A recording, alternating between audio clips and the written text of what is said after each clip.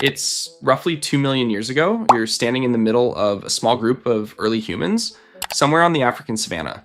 There's no concept of money, no concept of status updates, no concept of we need to talk. There's just you, your group, and one very specific moment that's about to happen inside your skull for what might be the very first time in the history of any living creature. You watch another member of your group eat more meat than you did.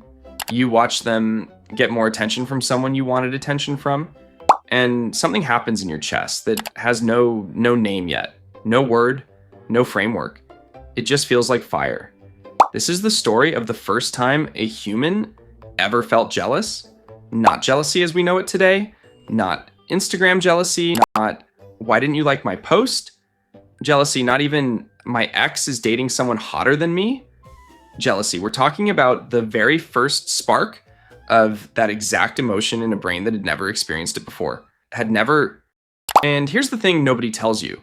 Jealousy doesn't start with humans. It doesn't start with romance or social media or even language. The wiring for it might be older than humanity itself, baked into brains that existed long before anyone walked upright. And the evidence for this is genuinely wild.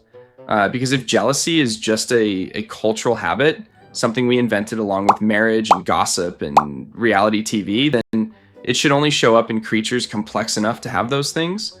But it doesn't. It shows up in animals that have never seen a wedding ring, never read a text message, never once worried about being unfollowed.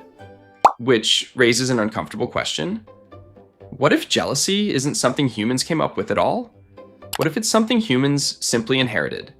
A leftover wire from an ancient survival circuit switched on the moment our ancestors started living in groups and competing for the same limited things. Food, attention, a mate, status. And once that circuit turned on inside one human brain for the first time, it never turned off again. Not for one single day since. Let's talk about the proof. This isn't just a nice theory.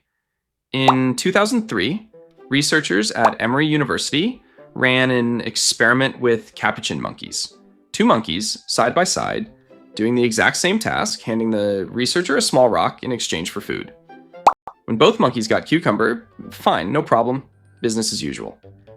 But the moment one monkey got a grape, a far tastier reward, for doing the identical task, the other monkey lost it. Not metaphorically, actually lost it. Threw the cucumber back at the researcher, slammed the enclosure, refused to participate. The monkey wasn't hungry. The monkey wasn't confused about the task. The monkey understood something had been done unfairly, and that understanding produced rage. That is not a stimulus response. That is a creature comparing its outcome to someone else's outcome and feeling something specific about the gap, which is when you strip away the candlelight and the betrayal texts, exactly what jealousy is. Now, here's where it gets even stranger. Neuroscientists studying jealousy in human brains have found it activates regions like the anterior cingulate cortex and the lateral septum, areas tied to physical pain and social monitoring.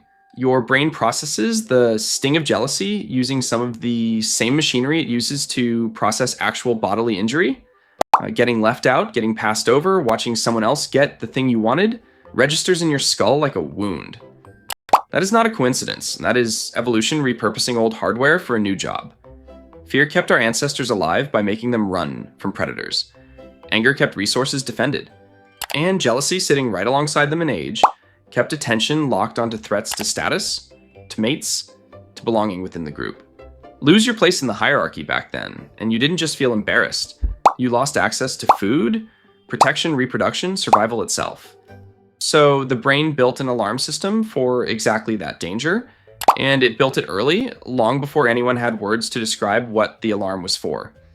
Which means somewhere out there, hundreds of thousands of years before the first human sentence was spoken, an early human felt that exact alarm fire off inside their skull for the first time, with absolutely no language to explain what was happening to them, no name for the feeling, just heat in the chest and a sudden, overwhelming need to do something about it. Now let's address the skeptic in the room.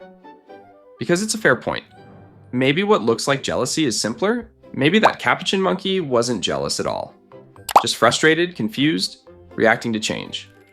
Maybe early humans weren't feeling complex emotion. Just basic resource anxiety. The same circuit that makes a dog growl. That's a legitimate argument. Scientists leaned hard into it, treating jealousy as too messy, too human-sounding a word, to apply to anything simpler than us. But here's where it falls apart. Resource anxiety doesn't explain the monkey's reaction. Only reacted when comparing itself to another specific individual doing the identical task. Plain hunger doesn't care about fairness. Jealousy does.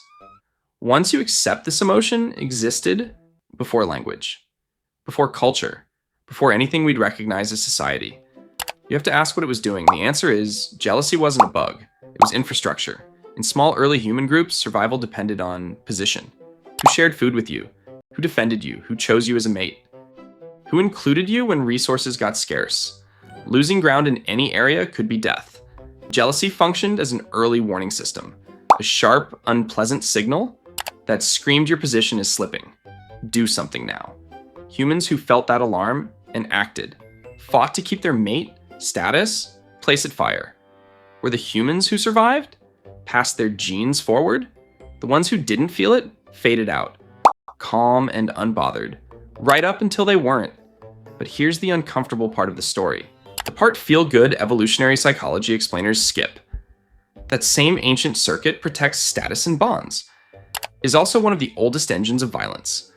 Jealousy over mates and resources drives conflict in virtually every culture we have records of, from tribal disputes to royal courts to modern homicide statistics. Jealousy remains a common motive in intimate partner violence. The same wiring kept early humans cohesive, alert to threats against their place in the group, is still firing inside courtrooms, custody battles, group chats. Somewhere between a hunter losing his place by the fire and someone losing their mind over a notification. The circuit never changed. Only the stakes around it did. So where does that leave us today, sitting here with phones in our pockets instead of spears in our hands? The honest answer is that almost nothing about the underlying machinery has changed. The early human who felt that first hot flash of jealousy, watching someone else get more meat, more attention, more standing within the group, was running the exact same neural program that fires when you see your partner's name pop up with a heart emoji from someone you don't recognize, or when a coworker gets credit for something you built. The costume changed completely.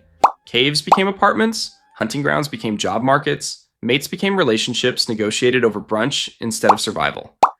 But the alarm bell ringing underneath all of it is neuron for neuron, identical to the one that rang inside a human skull hundreds of thousands of years before anyone had a word for what they were feeling. That's the strange part of being human. We like to think of our emotions as personal, as something that belongs uniquely to us in this exact moment of our exact life.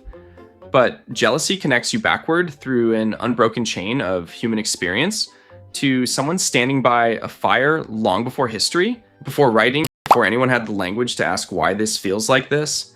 They didn't have a name for it either.